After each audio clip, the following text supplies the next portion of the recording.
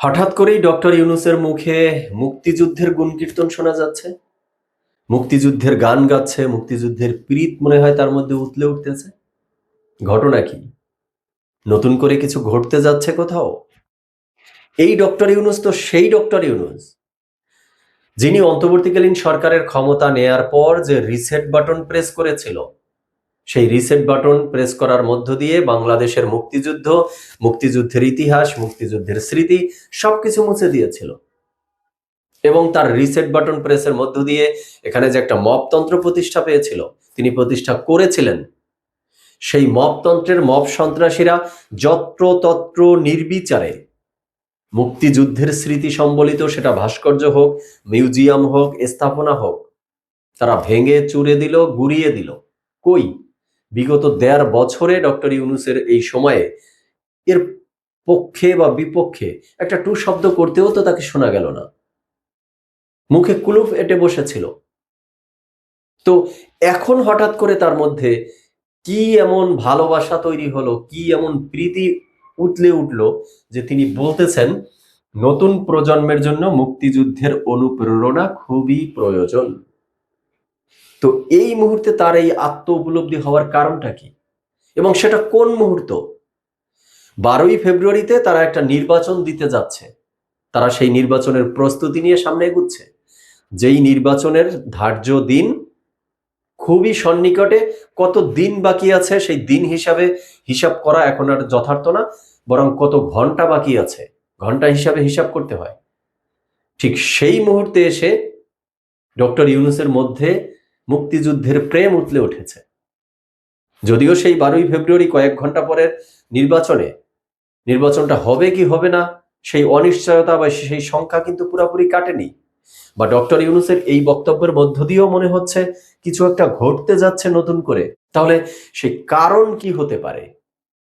তো দর্শক শ্রোতা, এই বিষয়ে দুটো কারণ হতে পারে বলে আমার মনে হয়।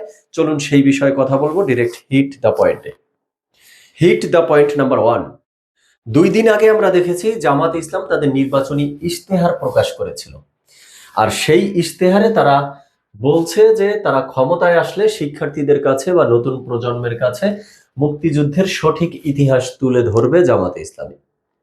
মানে তাদের বক্তব্য শুনে যা মনে হয় যে বাংলাদেশে আর কোনো মুক্তিযোদ্ধা বা মুক্তিযুদ্ধের ইতিহাস বেত্তা বেঁচে নেই, বা বেঁচে থাকলেও তারা সবাই মনে হয় জামাতের কাছে বিক্রি হয়ে গেছে কর্নেল অলি এবং মেজর আখতারুজ্জামানের মতো, যে জামাতে ইসলামের কাছ থেকে মুক্তিযুদ্ধের সঠিক ইতিহাস আমাদেরকে শিখতে হবে, তারা সেই ইতিহাস রচনা করবে।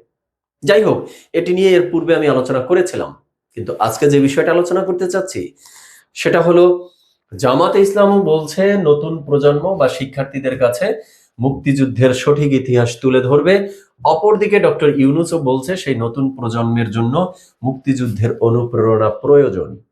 তো একটা ইন্টার কানেকশন খুঁজে পাওয়া যাচ্ছে কিনা এই কথার মধ্যে?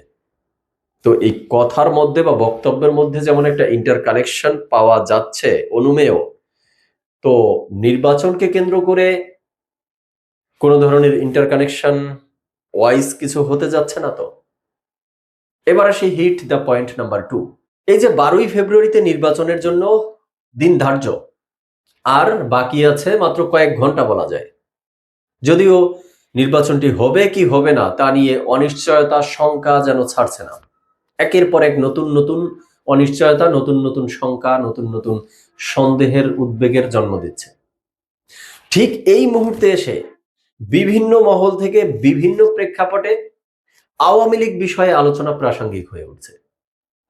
আওয়ামী লীগ ব্যতীত নির্বাচন দিলে সেই নির্বাচন গ্রহণযোগ্য হবে কিনা, আওয়ামী লীগ ঘোষণা দিয়ে এই নির্বাচন প্রত্যাখ্যান করলে আওয়ামী লীগের নেতাকর্মী, আওয়ামী লীগের শুভাকাঙ্ক্ষী, তাদের ভোটাররা ভোট কেন্দ্রে না গেলে সেক্ষেত্রে কত পার্সেন্ট ভোট কাস্ট হবে, বা আওয়ামী লীগকে নির্বাচনের সুযোগ দেয়া উচিত, বা কিছু কিছু রাজনৈতিক দল তাদের বক্তব্যের মধ্য দিয়ে বলতেছে যে আওয়ামী লীগ চাইলে রাজনীতিতে ফিরে আসতে পারবে, বা সেই স্পেসটা মনে হয় ওই রাজনৈতিক দল দিয়ে দিচ্ছে।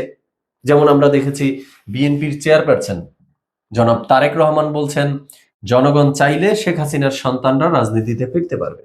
তো এই যে এই মুহূর্তে এসে আওয়ামী লীগ নিয়ে আলোচনাটা এতটা প্রাসঙ্গিক, তো সেই প্রাসঙ্গিকতাই আসলে নক করছে কিনা ডক্টর ইউনূসের এই বক্তব্য, যেখানে ডক্টর ইউনূস সাহেব বলছেন যে নতুন প্রজন্মের জন্য মুক্তিযুদ্ধের অনুপ্রেরণা প্রয়োজন।